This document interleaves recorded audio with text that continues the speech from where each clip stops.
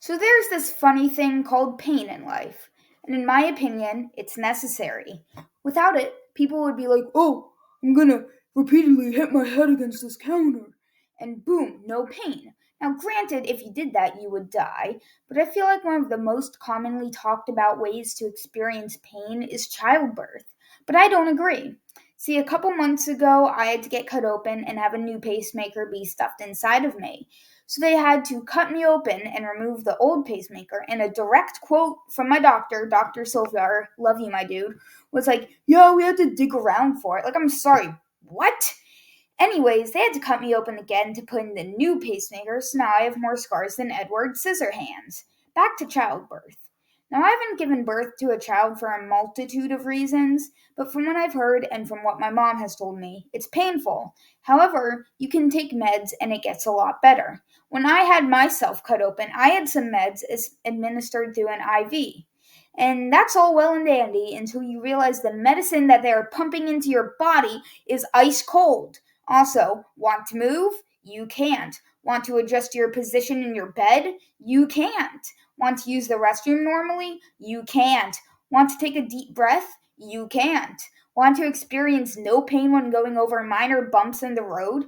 You can't. Want to walk? You can! Now with side effects of severe nausea and the chance of passing out.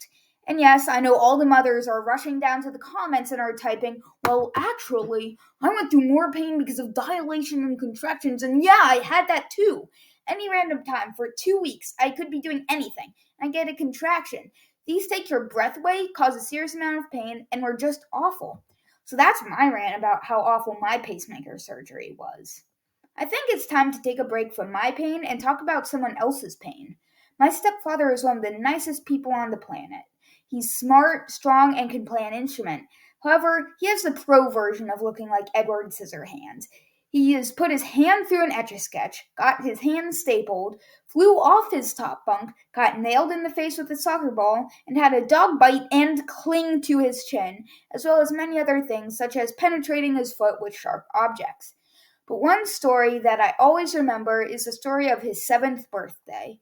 He had gotten a new skateboard, and being the responsible father that he was, my stepdad's dad decided he'd better give it a test run before he let his son use it. They lived on a big hill, so without thinking about how to stop, he set off down the hill.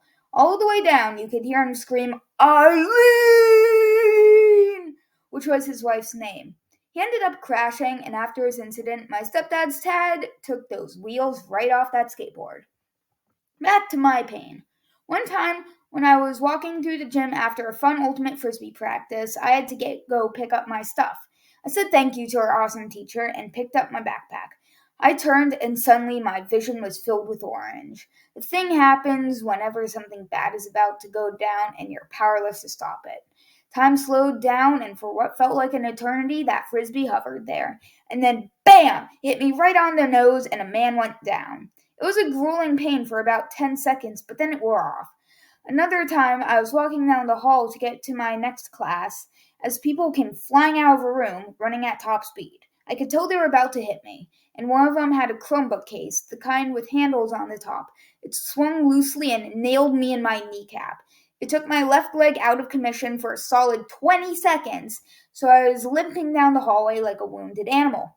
Last story, and then I have to go. I had to record a video of me and my friend role-playing a shopping trip while speaking French. Some demonic Satan-like creature emerged from my brain and was like, "You should wear black makeup for the checkout person and look really emo." And I was like, yes, I should wear black makeup for the checkout person and look really emo. So after we recorded every other bit of the project, I got my makeup on and looked really emo. And then we recorded the final bit of the project. Then we tried to get the makeup off, but it would not come off. We got this old rough towel to scrape against my skin, and it hurt a lot. Then we found makeup remover that had probably expired years ago, and we tried that. It worked pretty well until we got to my eyes, which had eyeshadow and some kind of powder. I don't know, I'm not a makeup artist.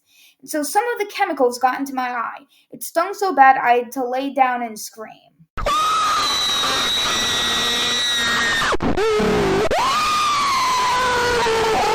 Like it was actual torture.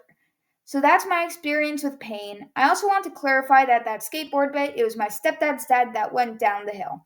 But remember, stay happy and practice.